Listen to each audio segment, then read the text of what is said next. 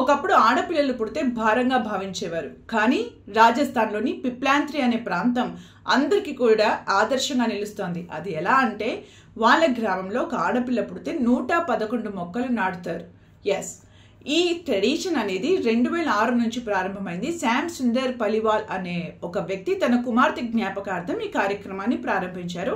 తర్వాత దాన్ని అందరూ ఫాలో అవుతూ వచ్చారు. ఒక ఆడపిల్ల పుట్టగానే గ్రామస్తులు అందరూ కలిసి 111 చెట్లు నాటుతారు. అందులో కూడా సెలెక్టెడ్గా వాళ్ళు చెట్లను నాటడం వల్ల, అంటే మామిడి చెట్లు, జామ చెట్లు, వేప చెట్లు ఇలాంటి చెట్లను సెలెక్ట్ చేసుకొని మరి వారు 111 చెట్లను నాటుతారు.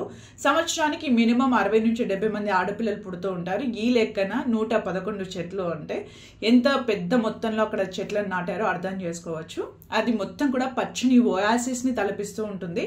దీంతో అంతర్జాతీయ గుర్తింపు పొందింది. అంతేకాదు ఆ చెట్ల నుంచి వచ్చే ఫలాలు కూడా ఆ అమ్మాయిలకు అందేలా చేస్తూ ఉన్నారు. దీంతో ఈ గ్రామం ఆదర్శంగా నిలుస్తోంది, అందరి దృష్టిని ఆకర్షిస్తోంది.